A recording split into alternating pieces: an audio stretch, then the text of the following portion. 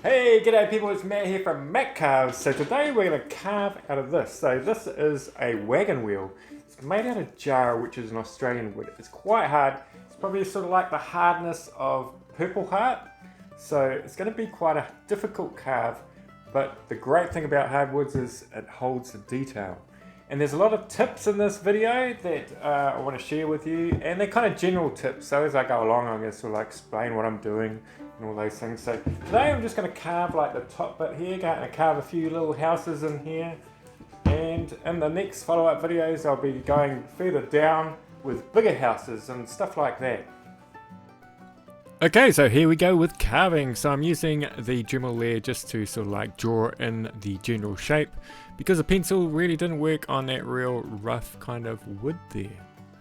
So I'm just cutting out a little bit on the bandsaw. So you got to remember, this is really hard wood, and to take that much out would just take a long time. So we don't have the privilege of having cottonwood bark over here, which would be wonderful to have, but you know, you got to use what you've got around. And I think this is really cool, and hardwood does have its advantages.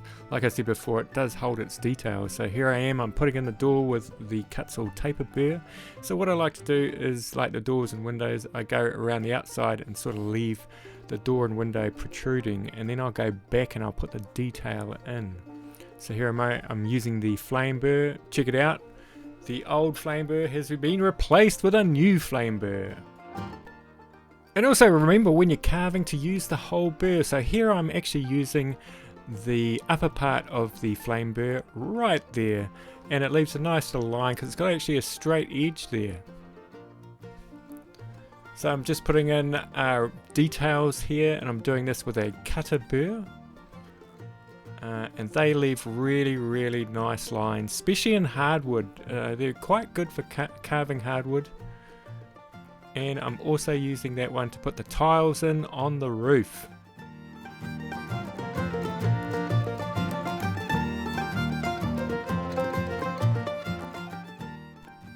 Okay, so I like to do little small details, and this is quite a case in point. These tiles, I'm actually putting them in all individually, as opposed to going all the way across and then all the way down, sort of in a crisscross manner. I put in each individual tile.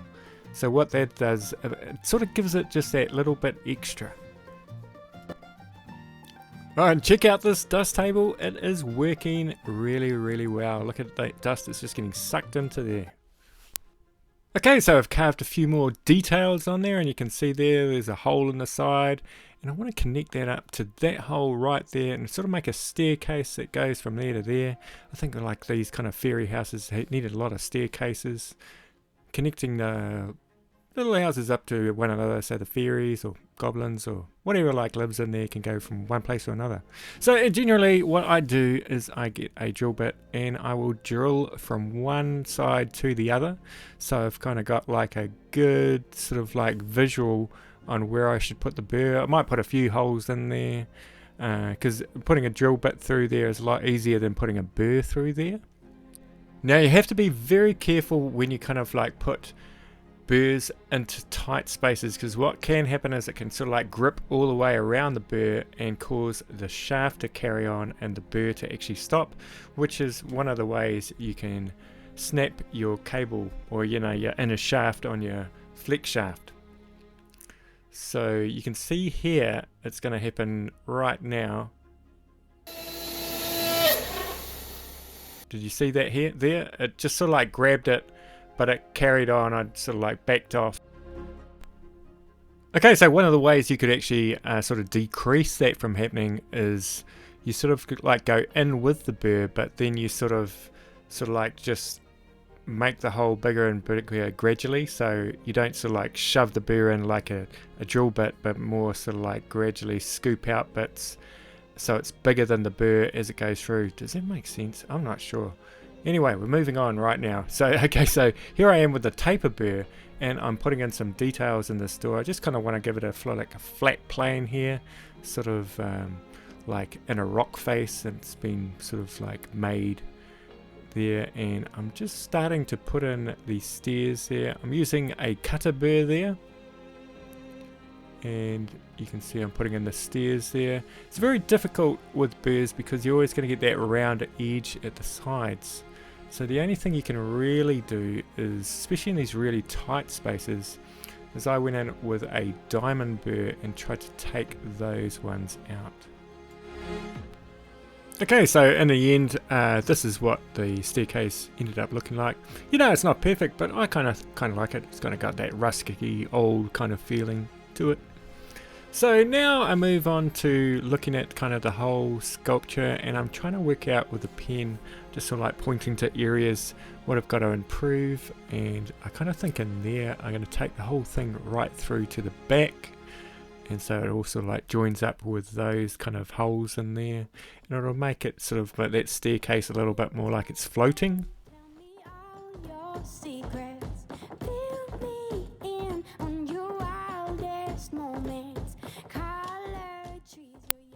Okay, so just remember before, like when we putting the Dremel bit right into the wood like that and trying to go through, just sort of like do it gradually. So here I am, I'm making the hole bigger. I think I'm explaining it better here. I'm making the hole bigger, right? And then I go a little bit deeper. And so it's not grabbing all the way around it. So it's not going to catch and stop the burr. And there we go, we're all the way through. So I went from the other side and then from that side. It kind of met in the middle there.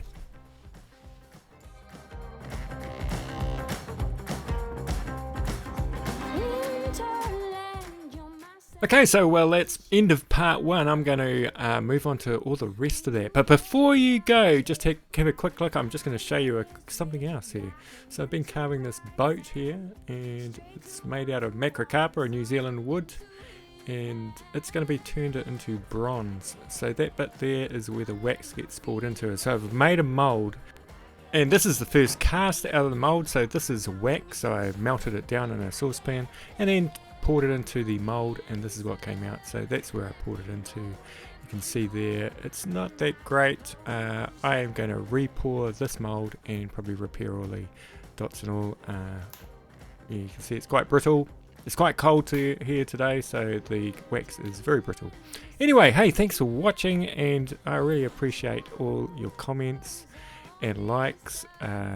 Remember to subscribe if you haven't subscribed, and we'll see you next time. And maybe I'll be able to show you the finished product of that boat as well. Okay, bye-bye.